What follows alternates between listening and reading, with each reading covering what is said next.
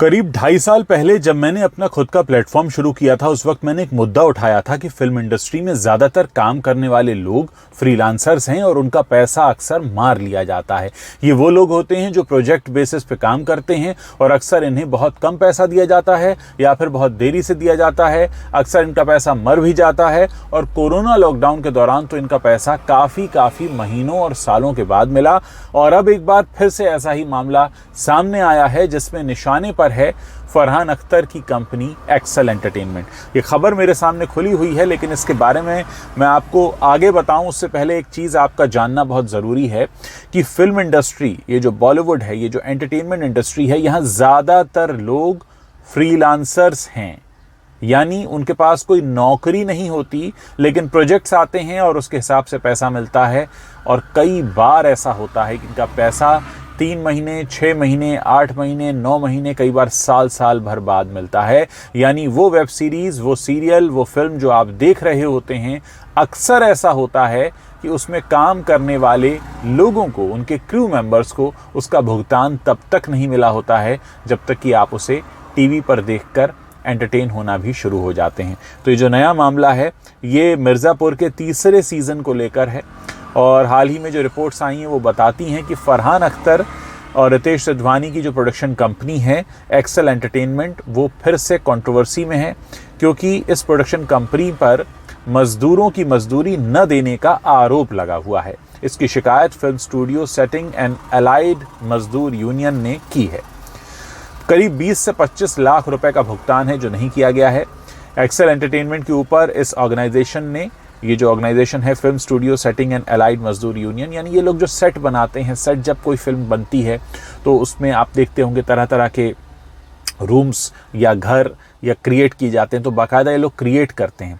तो ये वो लोग हैं और करीब 300 मजदूर हैं, इनका पैसा नहीं मिला है। यूनियन ने दावा किया है कि इस कंपनी ने मजदूरों के करीब 25 लाख रुपए का मामला है जो इन्होंने अभी तक क्लियर नहीं किया है। हालांकि कंपनी ने आरोपों से इनकार कर दिया था, लेकिन यूनियन का लेटर बाहर आते ही एक्सेल एंटरटेनमेंट ने अगले 48 घंटों में पैसों के सेटलमेंट की बात की है। यानी जैसे ही मामला मीडिया में आता है ये अलर्ट हो जाते हैं। हमारा भी यही मकसद होता है। अक्सर मैं अपने प्लेटफॉर्म पर कई सारे ऐसे मुद्दे उठाता रहता हूं।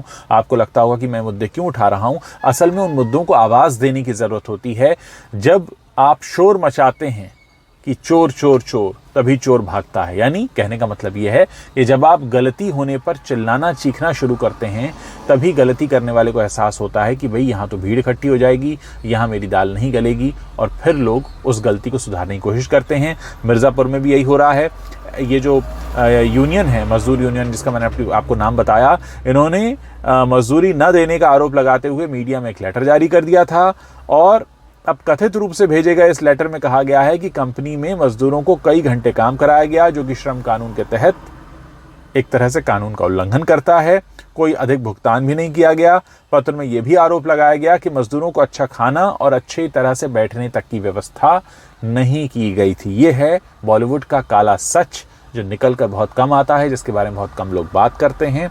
और साथ ही ये भी कहा गया कि अभी तक 3 लेटर्स लिखे जा चुके हैं, लेकिन सेट पर काम कर रहे मजदूरों को करीब 3 महीने से मेहनताना नहीं मिला है। सोचिए, गरीब आदमी जिसका खून पसीना लगता है, उसको पैसा ना दिया जाए और अपना एक शो बनाया जाए, उसको महंगे दाम में बेचा जाए और मजदूर की बात तब सुनी जाए जबकि वो अपनी शिकायत लेकर मीडिया पर पहुंच जाए। तो सोचिए, सोशल मीडिया भी अपनी कितनी बड़ी जिम्मेदारी अदा कर रहा है। इसलिए मैं कहता हूं, जब भी ऐसा कोई मुद्दा उठाऊं, उस पर आप अपनी आवाज़ ज़रूर दें, क्योंकि आप लोगों से, यानी देश की जनता से, गुनाह करने वाले या गलत करने वालों का मन कांपता है, उनको लगता है डर, उनको इमेज खराब होने का खतरा होता है।